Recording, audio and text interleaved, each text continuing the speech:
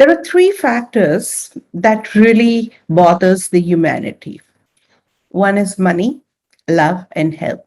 I think if we have love, money, and health, perhaps 80% of the troubles that humanity go through gets relieved. So love is an important facet, especially love and relationship. All emotions are essentially deviation from love.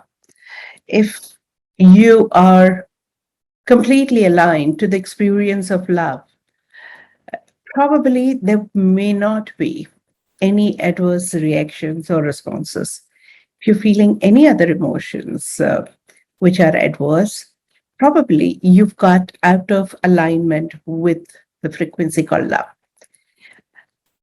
Before I talk too much about love, I just wanted you to contemplate and figure out what is love for you.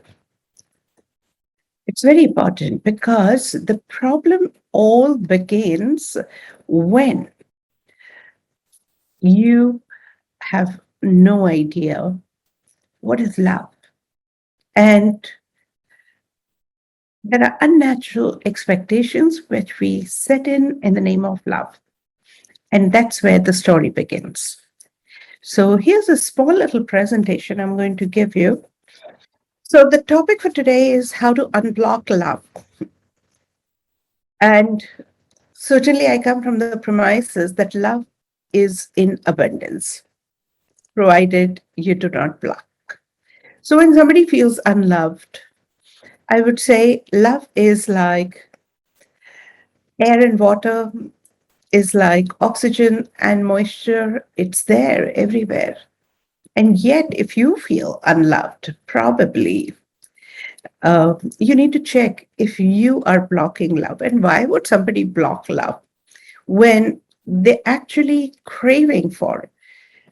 It's very difficult for anyone to say no to love. However, we still block love. That's a fact. So why do we block the love? The experience of love. And I'm going to explain to you in a step-by-step manner. So here's the next slide. The most important question remains, what is love for you? And that's what shapes. Now, it's not that love is not available. You have certain beliefs, conditionings, or certain thoughts about love. You have certain expectations in the name of love. And if that doesn't match, your need, your experience, you often get affected. You often block love because love could be different for different people. So I want you to just close eyes and go within and say, what is love for you? And if you get that answer right, we are well on our way to unblock the remaining blocks. Second question I want you to ask to your own self. What would happen if you're loved by all whom you really care for? Imagine if all your relationships, everybody crazily love you. They care for you and they love you in a manner you want to be loved. What would be your life like? Are you really prepared for that? The third question I want you to ask yourself, why do you feel unloved, if at all? I'm sure not everybody has felt loved all the time, right from the birth till now. There are times you felt unloved. Why? What had happened? What went wrong?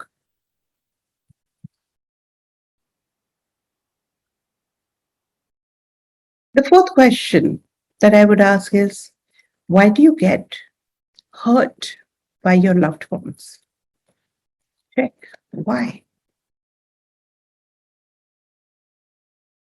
Fifth question. Why do some people not reciprocate your love and loving gestures? Do you have answer to them?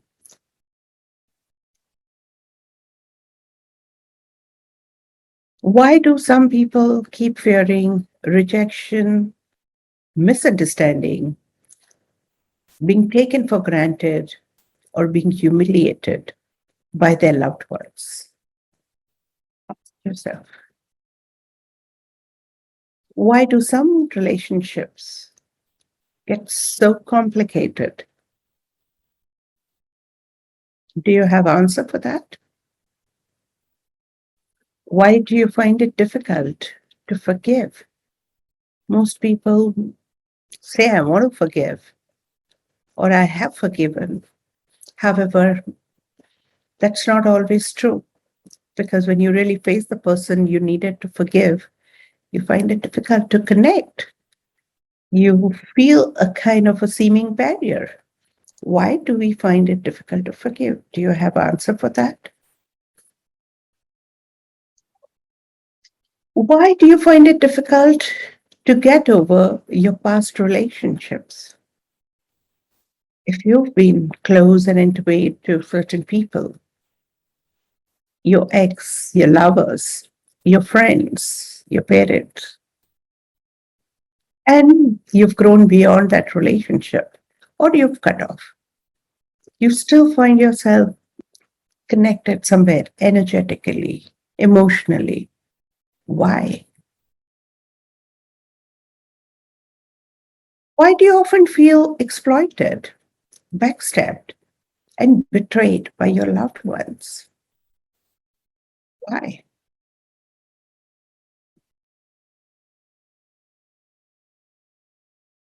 I want you to think. You know why? Because most people think that the heart rules love. Love is the matter of your heart. However, I have a different take on it. Your mind rules love. Love is the matter of your mind. Sounds crazy, isn't it? I'll explain to you.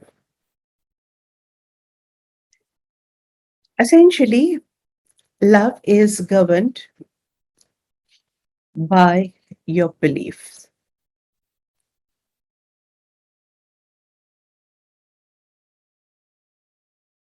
Think about that.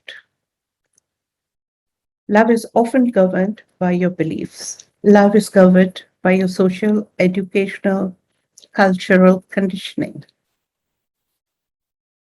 Love is governed by your past memories. Love is governed by your past pre-programming. When I say pre-programming, it is subconscious mind programming. Love is influenced by others' thoughts and beliefs. And for some people, love is a way of life. What are the beliefs? For some people, love is the excitement, entertainment, and ecstasy. And for some people, love is security. And for some people, love is conversation. For some people, love is a way to evolve in life. For some people, love could be different beyond all this. In fact, others love you the way they thought love is all about. So it's not people don't love, but they love you in a manner they think love is. So, what is love for you? I'm asking again. And obviously, if you have to love, you will love based on the beliefs that you have about love. Okay? And experience of love is influenced by an interplay between various belief systems. And I'll explain to you how. So, you have a particular belief or a set of beliefs about love. Now, this can be because of your cultural background, childhood background, educational background, the way you have observed your parents' initial relationships. If that belief matches somebody else's belief, and if someone else loves you, the way you believe love is all about, you're very, very fortunate. However, not always everybody compliments your expectations, or not necessarily people reciprocate based on your expectations, because as you love based on your belief about love, others love based on their beliefs about love. And we often attract people from various diverse cultural, social, educational background with different belief systems. And in spite of all of you loving each other, still a lot of you go unloved. You need to unblock love, and you can unblock love by reviving that love, recognizing, realigning, reorienting, and repositioning. These 5 words are very, very powerful, and they can change the way you respond to your loved ones. And they can also change others based on their response and their beliefs, right? They will also help you shift. And when you shift, we often see people around you shift in any case.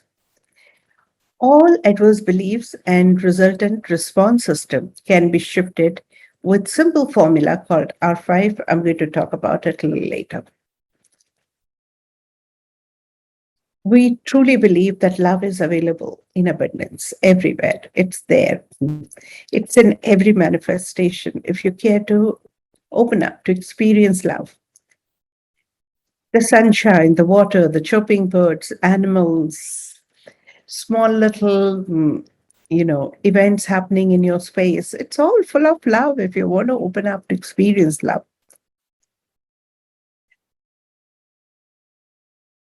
What are the blocks? The blocks can be because of your thoughts, beliefs, conditionings, rigid expectations, and unhealthy associations. Let me explain to you. First time your father came to see you and commented adversely on your looks in the hospital when you were still in your mother's womb or mother's hand, and you felt rejected. You formed a belief, my father doesn't love me. Now, every time father ignored you for his own reasons, you intensified that belief that father doesn't love me. My father doesn't love me. Eventually, it can get generalized, and you start believing nobody loves me. And it can create a further belief that I'm not the lovable one. And if you have a belief I'm not the lovable one, it can continue further. You make the conditioning so difficult for others to ensure that they make you feel loved. So you create conditionings. So if somebody loves me, he or she will do XYZ for me, or this for me. If I'm loved, I will get so and so from, or so much of attention, or so much of time, or so much of money, or so much of appreciation, so much of care. The expectations which goes beyond people's capacity to cope up. And then eventually you would prove, see, I told you, nobody loves me. I'm not the lovable one. So you create such unhealthy expectations. You also create unhealthy associations that if people love, they betray. If people love, they cheat. If people love, they hurt. If the people love, they become so possessive. People who love can be nagging, judgmental, critical. It's not that you're not open to love. However, you don't want the associations with love. If you have a fear of being abandoned or rejected by the loved ones, you may go unloved rather than inviting people to love you and rejecting and leaving you abandoned eventually. These are the subconscious games that we play. And we block love. A lot of blockage comes because of unhealthy associations. And these associations are formed in formative years.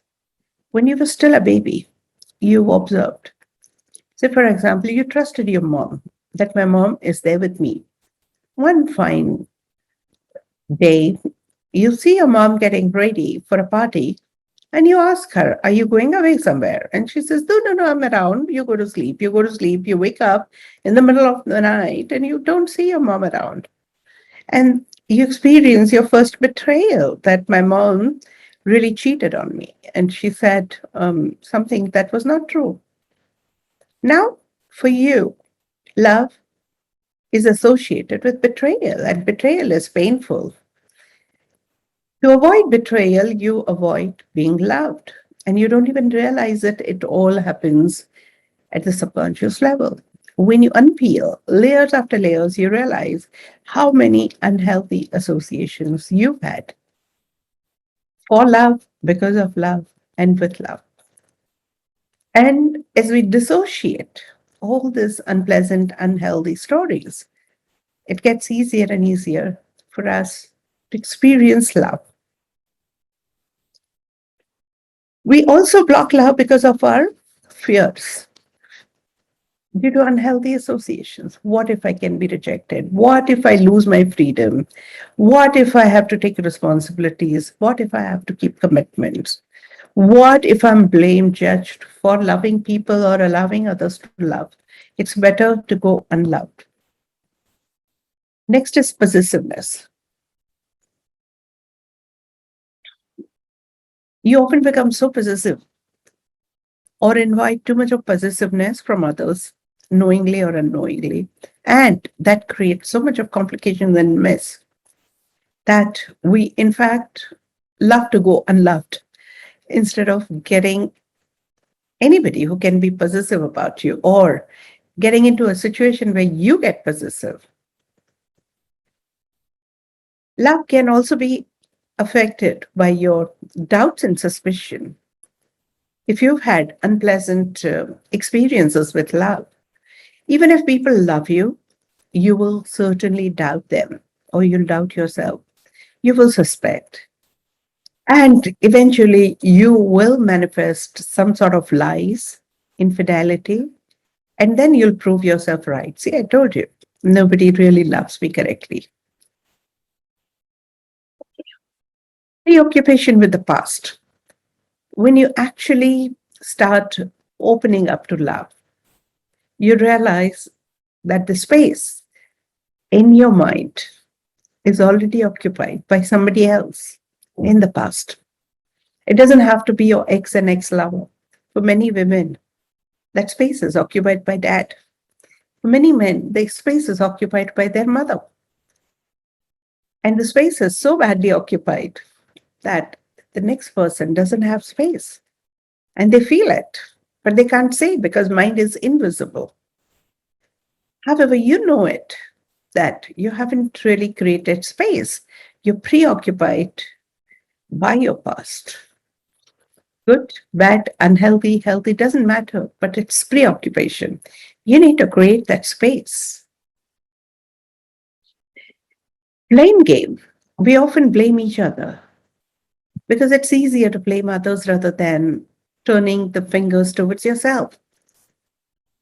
You find it difficult to say that, oh, probably it's me who somewhere hurt. It's easier to say, I feel unloved because he is like this, or she is like this, or he's been doing this, or she's been doing this, or people are like this. It's much easier because you don't have to take charge. You don't have to take responsibility. It's easier to get away with the blame game. And that's what we often do. Yeah. We often react instead of responding and vitiate further. Actually, people are not our problem. The way we react becomes our problem. And that reaction creates further complications and vitiates the matter much more. So if we learn the art of responding rather than reacting, it becomes much easier. insecurity, and oversensitivity. So if you're insecure, you often become more possessive, more doubtful, more difficult, and create more stress in the relationship. So even if there is love, you will not experience that. And loved ones find it very difficult to express their love because no amount of love can make you feel secure. The security comes from within, from your beliefs, addressing and challenging your past, and oversensitivity. When you're too sensitive to every word, every gesture, every comment, every little behavioral changes, it gets very difficult for opposite person to keep opening up to the possibility of showing you and demonstrating your love. And then ultimately people give up, they get fed up, they block themselves, and they remain unavailable just to avoid unhealthy, unpleasant reactions from you. And then you reclaim, don't you think, I'm the unloved one? Didn't I say nobody loves me? And we take so much of pride and pleasure sometimes, knowingly or unknowingly, in proving that, yes, I'm right. Does that anyway help? Think about that. You need to identify your erroneous thought, beliefs, and attitude. Modify. And then amplify. First of all, you don't even know what's going wrong. Till the time you're busy blaming others, waiting for others to change and shift, you're going to helplessly, choicelessly wait for eternity because others may or may not oblige by changing because they probably are blaming you. And that creates so much of complications. What you need to do is you turn within. Take it for granted that the other person may or may not change. And go beyond your expectations from them to change. The greatest mistake people do in relationship is they keep waiting for other person to change, hoping that that's when your relationship will improve. That day may not come. What is more easier, to change others or change yourself? You would change yourself rather because you owe it to yourself. You care for yourself, and that's why you should change first. And how can you change? You change that particular thought which is blocking you. But which is that thought? That thought is in the subconscious mind. You need to identify that. Once you identify, eventually you modify. And then you amplify. Amplify what? Amplify the positive thought. And when you amplify the positive thought, that goes out in an invisible way, attracting people towards you like a magnet, hanging them around you or retaining them in your space in an appropriate way and enriching your life in a very, very beautiful way. And that's what the whole course is all about. We want you to heal your past experiences related to love, because your past experiences often prevent you from being loved, feeling loved, soaking in love, immersing in love. And your past experiences also have left you with a set of beliefs and set of responses which are not really favoring you or your relationships. Address your fears, insecurities, and anxieties. They're much easier than you can imagine. We found very, very easy and very, very effective technique. Enhance your self-worth and self-esteem. It's not how much you're loved or how much people love you or how many people love you. That determines your self-worth or self-esteem. When you feel worthy of love, when you feel confident about being loved, people naturally get attracted and they naturally love you. Waiting for others to love so that you feel good about yourself, you feel worthy, is a futile exercise because they are waiting for you to feel worthy of love so that they get inspired to love you. Enhance your communication skills. It's not people don't love, but at times we do not have that kind of communication skills. And I don't mean to say communication skills by just a verbal communication, the body language, the gestures.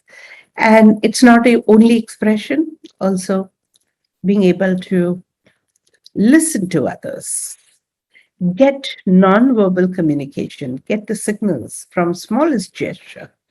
If you have a very refined communication skills, you will catch the signals and signs of love in smallest little gesture, and that will start enriching your life. They say money attracts money. Yes, love attracts love too. Enhance your consciousness. Eventually, the issues that you create at the level of consciousness cannot be sorted at the same level of consciousness. You need to rise beyond. You need to raise your consciousness to be able to have an overview of life. When you're very focused on a small little issue, it feels very exaggerated. When you grow beyond and have a bird's eye view, life makes so much of sense.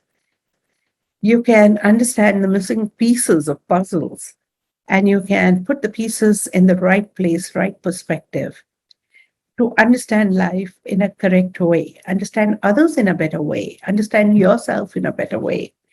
And that eventually results in better approach, better response, and better outcome. So, what are you waiting for? Let's begin. I invite you to join this course, Unblock Your Block Towards Love. And it's going to be a life transforming experience for you. It's a very fine mix of self. And as you love yourself, others around you will wake up to love you with an open heart and open mind. Thank you. Thank you for listening.